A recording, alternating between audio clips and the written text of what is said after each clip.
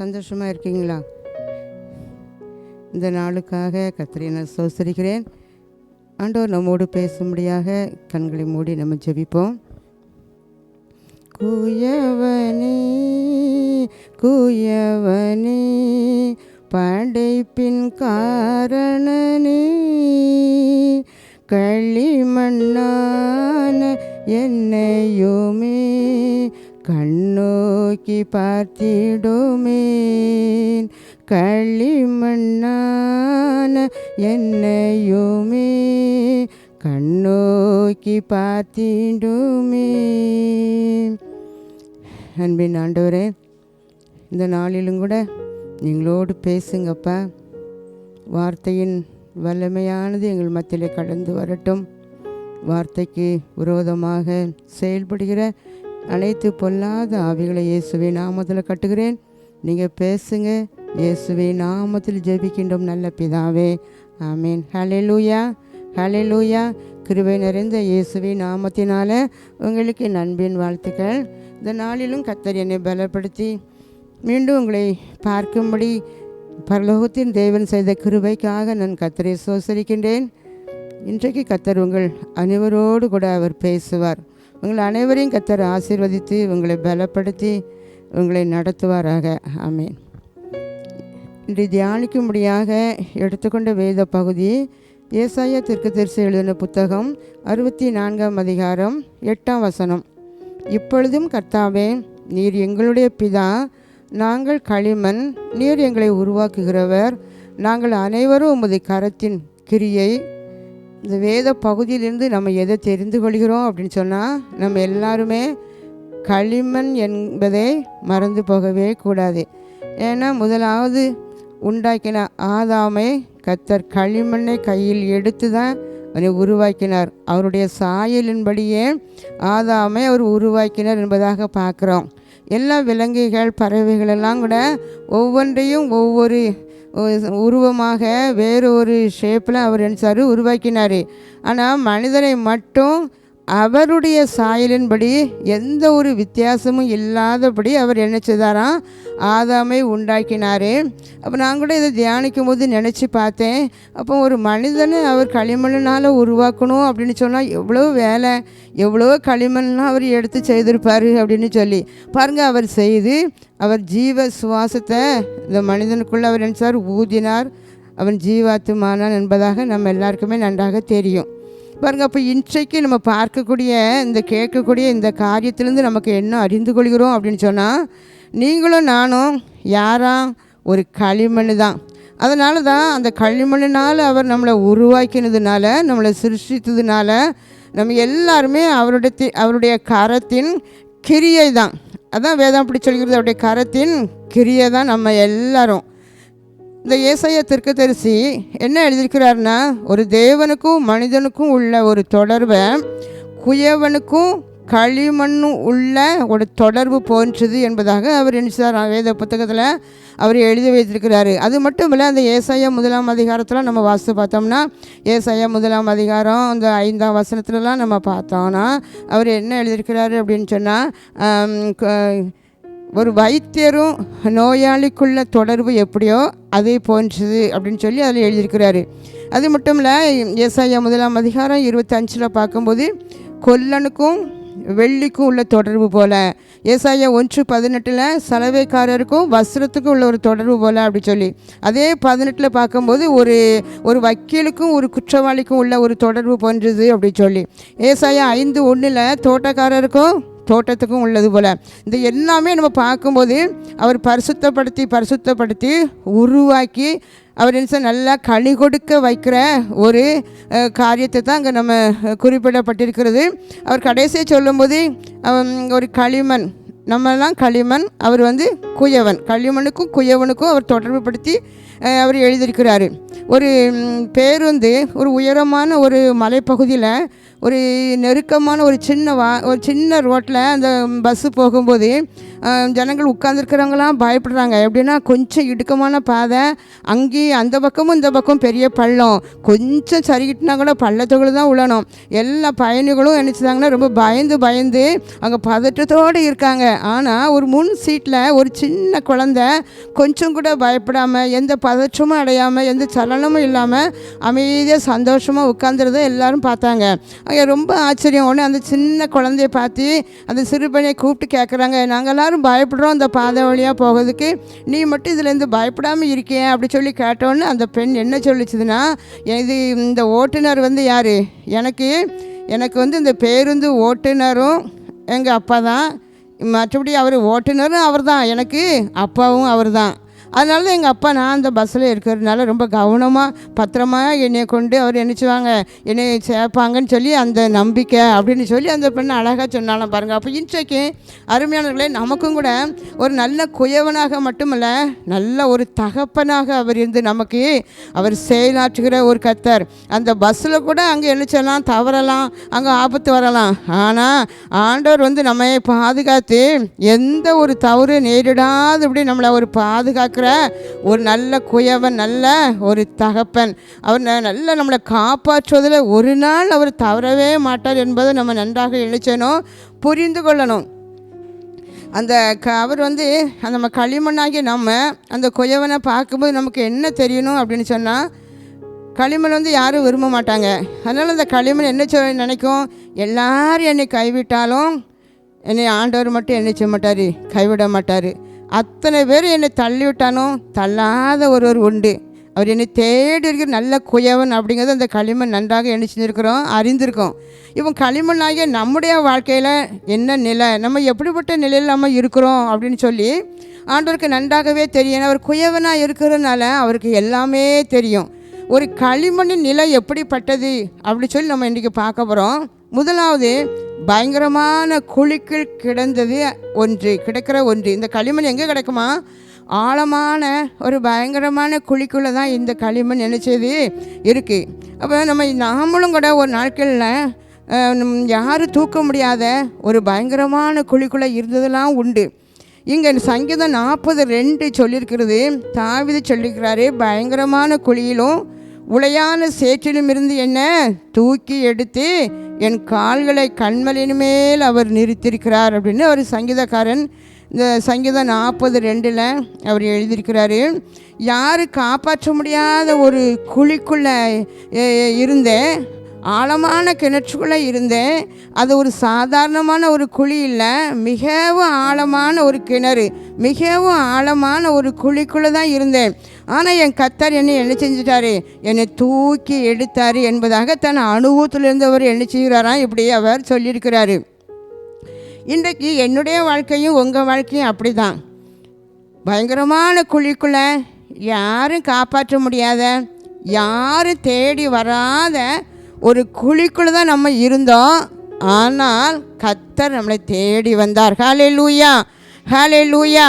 நம்ம இருந்த குழி அது ஒரு சாதாரண குழி இல்லை, அது ஒரு பயங்கரமான ஒரு குழி. யாரும் காப்பாற்ற வேண்டும் என்று மனிதர்கள் நினைத்தாலும் காப்பாற்ற முடியாது.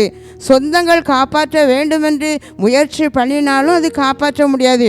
எவ்வளோதான் பணம் இருந்தாலும் கூட, கோடியாக பணம் இருந்தாலும் அந்த குழிக்கிலிருந்து நம்மளை ஒருவரும் என்ன செய்ய முடியாது, காப்பாற்றவே முடியாது. அப்படிப்பட்ட நிலையில் இருந்த நம்மளை உங்களையும் என்னை தான் கர்த்தர் தேடி வந்தார். ஹல்லேலூயா, ஹல்லேலூயா. இதை உணர்ந்தவங்க எத்தனை பேர் விசுவாசத்தோடு கரந்தட்டி கர்த்தருக்கு நன்றி சொல்லுவோமா? ஹல்லேலூயா. நான் ஆழமான குழிக்குள்ளே இருந்தேன், ஆனால் கர்த்தரோ என்னை தேடி வந்தார், கர்த்தரோ என்னை தேடி வந்தார் என்று சொல்லி உணர்ந்தவங்க மட்டும் விசுவாசத்தோடு நம்ம நன்றியுள்ள இருதயத்தோடு இந்த வசனத்தை நம்ம மீண்டும் இந்த செய்தியை நம்ம கேட்கும். ஹல்லேலூயா, ஹல்லேலூயா. அவர் நம்மளை தேடி வந்தது மட்டுமல்ல, அந்த களிமண்ணை அவர் கையினால் அவர் எடுத்தார். அவர் கையினால் எடுத்தார். களிமண் பொதுவாக யாருமே விரும்ப மாட்டாங்க. அவர் கையில் எடுப்பதுக்கு முன்பு அந்த களிமண்ணுடைய நிலை என்ன அப்படின்னு சொன்னால், அதுக்கு மதிப்பும் 0 தான், அதுக்கு விலையும் 0 தான், அந்த அழகும் என்ன சீரோ ஒன்றுமே உருவம் எதுவுமே கிடையாது. ஆனால் அந்த அந்த சீரோவை கர்த்தருடைய கையில் எடுத்த பிறகு அதற்கு என்ன செஞ்சிச்சு? மதிப்பு வந்தது, விலை வந்தது, அழகு வந்தது. ஹல்லேலூயா. அப்போ சீரோ அப்படின்னு சொன்னால் அதுக்கு எந்த மதிப்புமே இருக்காது.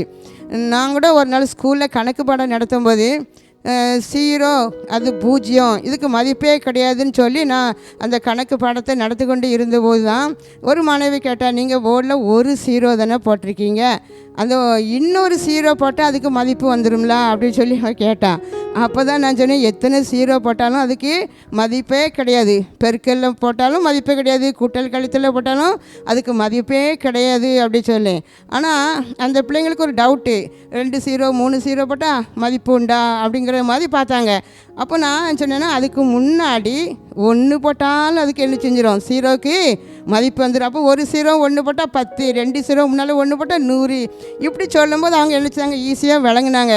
அப்போது அந்த சீரோவுக்கு முன்னாடி ஒரு நம்பரை போட்டுட்டோம் அப்படின்னு சொன்னால் அதுக்கு என்ன செஞ்சுட்டு ஒரு மதிப்பு வந்துச்சு. அதே போல் தான் மதிப்பே இல்லாத, அழகே இல்லாத இருந்த ஒரு சீரோ நிலையில் இருந்த அந்த களிமண்ணை நம்ம கர்த்தர் கையில் எடுக்கும்போதே அதுக்கு என்ன வந்துச்சு?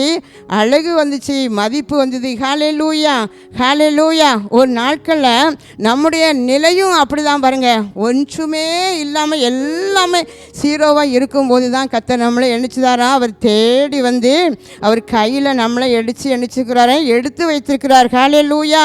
கர்த்தருடைய கையில் வந்த பிறகு அந்த களிமண்ணுக்கு ஒரு பெரிய மதிப்பு வந்தது. ஹல்லேலூயா. இன்றைக்கு நம்ம அதை ஆராய்ந்து பார்க்கணும். வெறும் களிமண் தானே, நம்ம களிமண்ணை பார்க்கறதுக்கு அழகாகவே இருக்காது, யாரும் விரும்ப மாட்டாங்க. அப்படிப்பட்ட களிமண்ணாகி எண்ணெய் அவர் எண்ணிச்சாராம், அவருடைய கரத்தில் எண்ணெய் எண்ணிச்சிருக்கிறாரு. என்னை தேடி வந்தது மட்டும் இல்லை, என்னை கையில் அவர் எடுத்து வச்சுக்கிறாரு. என்று சொன்னார், இதை என் கையில் எடுப்பேன், இந்த களிமண்ணை என் கையில் எடுப்பேன். ஆதாமை அன்னைக்கு உருவாக்கும் போது அந்த களிமண்ணை பிசைந்து அவர் கையில் எடுத்தாருன்னு தான் பார்க்குறோம். அப்போது நம்மளை அன்னைக்கு களிமண்ணாகிய நம்மளை அவர் கையில் எடுத்து ஒன்றுமில்லாத நிலையில் இருந்த நம்மளை அவர் எண்ணிச்சு வரான். கண்மலையின் மேலே நான் எண்ணிச்சேன் உயர்த்துவேன். கண்மலைன்னா ஒரு உயர்ந்த மலை, ஒரு உன்னத நிலையில் நான் உங்களை எண்ணிச்சுவேன் உயர்த்துவேன். ஹல்லேலூயா, ஹல்லேலூயா.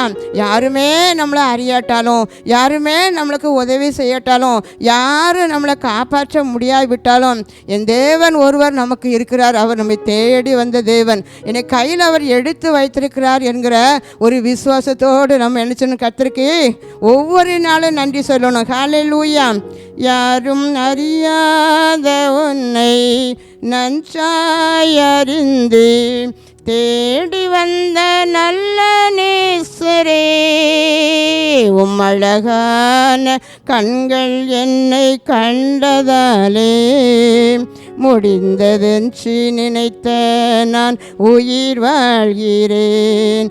அழகான கண்கள் என்னை கண்டதாலே முடிந்ததென்று நினைத்த நான் உயிர் வாழ்கிறேன். ஹல்லேலூயா.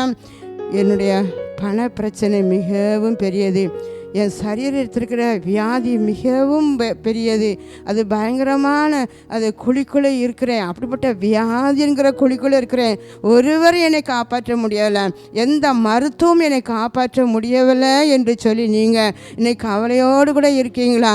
இந்த குழிக்குள்ளே இருந்து எங்களை வெளியே வர விடலை, என் குடும்பமே இன்னைக்கு ஒரு குழிக்குள்ளே இருக்கிறது போல தான் இருக்கிறேன் என்று சொல்லி நீங்கள் கலங்கியிருக்கிற உங்களை பார்த்து தான் கர்த்தர் சொல்கிறார். ஹல்லேலூயா. அவர் உங்களை தேடி வந்து உங்களை கையில் எடுக்கிறார். ஹல்லேலூயா, ஹல்லேலூயா. அது மட்டும் இல்லை, அவர் கையில் எடுத்து உங்களை நினைச்சாராம் அழகு பார்க்குற ஒரு தேவன். அது மதிப்பே இல்லாத அந்த களிமண்ணுக்கு இன்னைக்கு என்ன வந்தது? ஒரு மதிப்பு வந்தது. ஹல்லேலூயா, ஹல்லேலூயா. ரெண்டாவது பாருங்கள், அவர் வந்து அந்த களிமண்ணை கையில் எடுத்த பிறகு அவர் நினைச்சார், இனி அதை உருவாக்குவார். என்ன பண்ணுவார்? உருவாக்குவார். குயவன் வந்து களிமண்ணை முதலாவது எங்கேயோ இருந்து எவ்வளோ ஆழமான குழிக்குள்ளன்னு தேடி தேடி போய் அதை வெட்டி எடுத்துகிட்டு வந்து அதை கையில் எடுத்து எண்ணிச்சாராம். அதை பார்க்குது போல் நமக்கு நல்ல தகப்பனாகி அந்த குயவன் நம்மளை கையில் வச்சிருக்கிறாரு. ஹல்லேலூயா. ரெண்டாவது, அந்த களிமண்ணின் நிலை என்னது அப்படின்னு சொன்னால் ஒரு மிதிக்கப்படும் ஒரு நிலை தான். இப்போ குயவன் வந்து களிமண்ணை எடுத்துகிட்டு வந்த பிறகு அதை கையில் எடுத்து பார்த்தாலும் திரும்ப அதை என்ன பண்ணுவாங்கன்னா அவங்க ஒரு இடத்துல போட்டு நல்லா அணிச்சுவாங்க, அதை மிதிப்பாங்க. மிதிக்கும் போது தான் அந்த களிமண்ணில் இருக்கிற சின்ன சின்ன கல், பெரிய கற்கள்லாம் இருக்கும். அதெல்லாம் அவங்க எண்ணிச்சுவாங்க. மிதிக்கும் போதே ரொம்ப சின்னதுன்னா உடைஞ்சிரும், இல்லைன்னா உடையாத கல்லெல்லாம் வேண்டாதெல்லாம் எடுத்து எடுத்து எண்ணிச்சுவாங்க, தூர வீசிடுவாங்க. அப்போது அந்த களிமண்ணை மட்டும் மிதிக்காமல் இருந்தால் ஒரு பாத்திரமாக என்ன செய்ய முடியாது, அதை வணைய முடியாது. அதே போல் தான் இன்றைக்கு களிமண்ணாகிய நம்மளையும் கூட கர்த்தர் வந்து என்ன சொல்கிறான்னா ஒரு மிதிக்கப்படுகிற ஒரு நிலையை நம்ம தாண்டி போனால் தான் அவர் என்ன செய்வாரா நம்மளை உருவாக்க முடியும். அப்போ தான் கர்த்தர் நம்மேல வச்சுக்கிற ஒரு திட்டம் நிறைவேறும். அந்த குயவனுக்கு அந்த களிமண்ணை குறித்து ஒரு திட்டம், இது அழகான ஒரு பானையாக என்ன செய்யணும், வணையணும், இதை நல்ல ஒரு குடமாக வணையணும் அப்படி சொல்லி ஒரு திட்டம் வச்சுருப்பார்.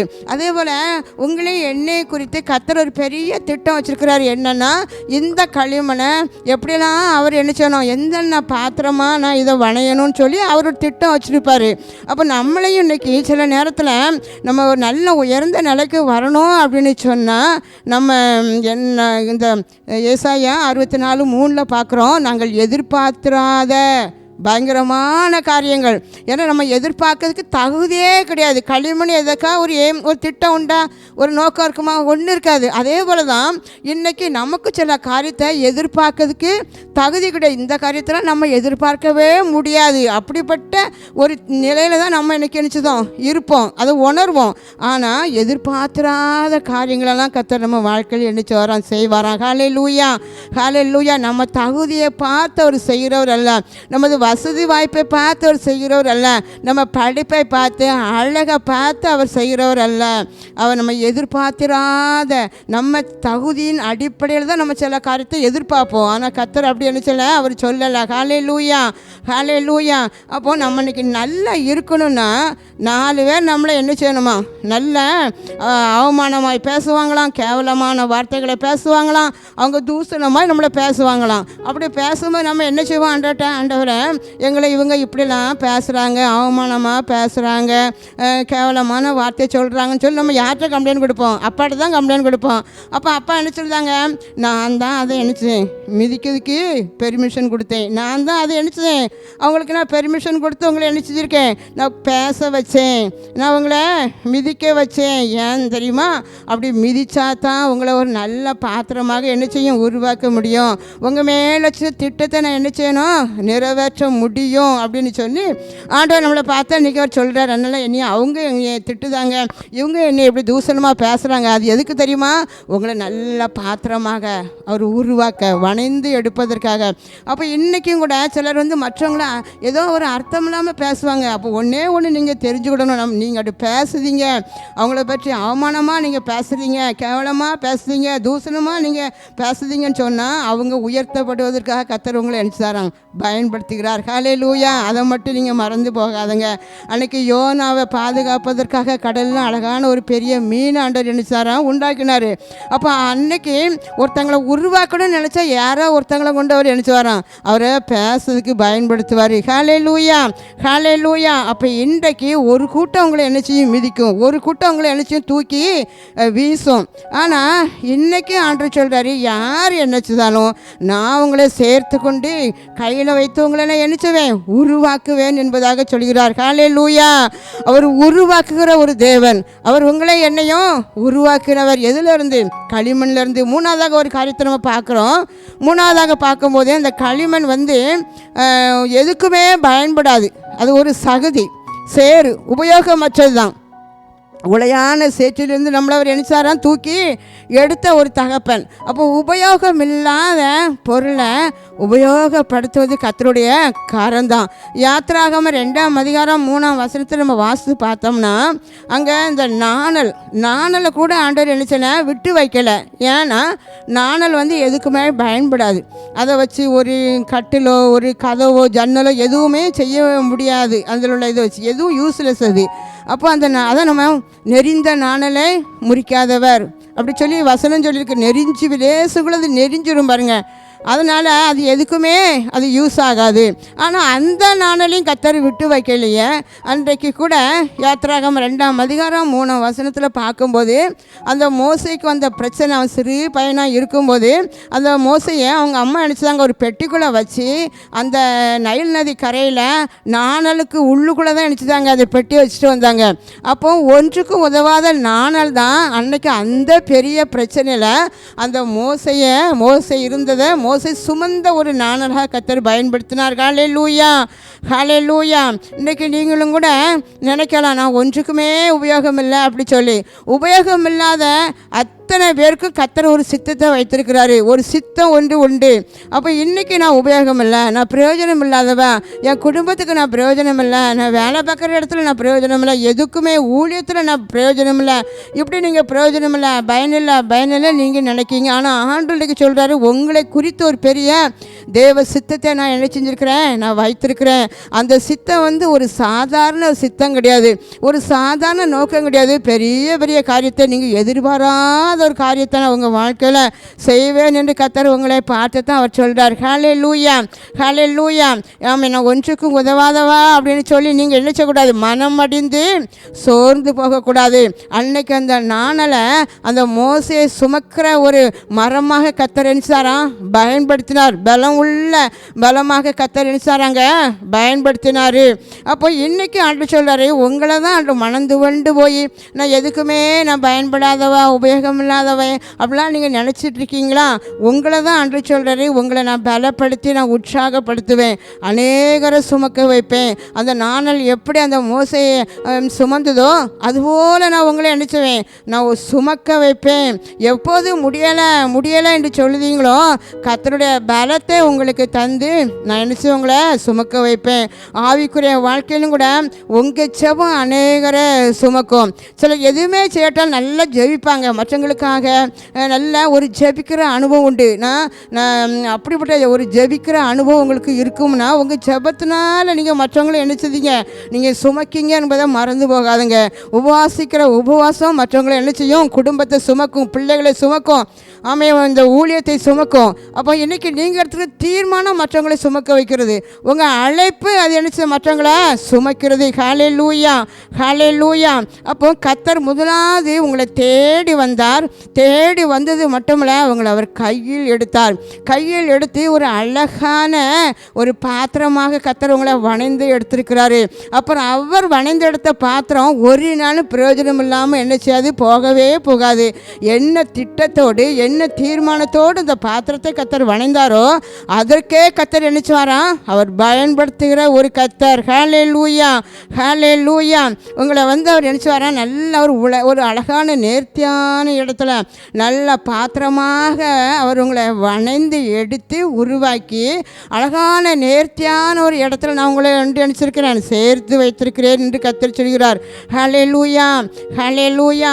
அப்போ உளையான சேற்றிலிருந்து நம்மளை அவர் நினைச்சாராம் அவர் தூக்கி எடுத்து உபயோகமில்லாத உங்களையும் என்னையும் கூட அவர் நினைச்சாராம் அநேகருக்கு நம்ம உபயோகமுள்ள ஒரு பாத்திரமாக அவரை பயன்படுத்துவேன் என்று கர்த்தர் வாக்கு கொடுக்கிறார். கரந்தட்டி கர்த்தருக்கு நன்றி சொல்லுவோமா? ஹல்லேலூயா. உளையான சேற்றிலிருந்து எடுத்தீரே உன்னத அனுபவம் தந்திரே, உளையான சேற்றிலிருந்து எடுத்தீரே உன்னத அனுபவம் தந்திரே, உம்மை பாடாமல் யாரை நான் பாடுவேன், உம்மை துதிக்காமல் யாரை நான் துதிப்பேன். என்னை சுமந்து தேவன், என்னை சுமக்கிற தேவன் நம்மளை இன்னைக்கு மற்றவங்களை அவர் சுமக்க வைக்கிறவர். ஹல்லேலூயா. ஹல்லேலூயா, ஹல்லேலூயா. ரூத் அன்று வயல்வெளியில் கதிர்களை பொறுக்க போன வயல்வெளி சரியான வயல்வெளி தான். அப்போ இன்றைக்கு உங்களையும் இன்னும் கர்த்தர் ஒரு நேர்த்தியான இடத்துல அவர் நம்மளை உட்கார வைத்திருக்கிறார். ஹல்லேலூயா, ஹல்லேலூயா. தகப்பன் தன் பிள்ளைய சுமந்தது போல, கழுகு தன் குஞ்சிகளை சுமப்பது போல கர்த்தர் நம்மளை இந்த வருஷம் முழுவதுமாக சுமந்து வந்தார். ஹல்லேலூயா. அவர் உங்களை எண்ணி தேடி வந்து கையில் எடுத்தார். அழகான பாத்திரமாக, நல்ல பாத்திரமாக, விலையேற பெற்ற பாத்திரமாக, அநேகருக்கு பயன்படக்கூடிய பாத்திரமாக உருவாக்கி வைத்திருக்கிறார். ஹல்லேலூயா, ஹல்லேலூயா. அது கர்த்தர் உன்னை, அவர் சிருஷ்டி தேவன் உன்னை ஒரு நாளும் மறக்கவே மாட்டார்.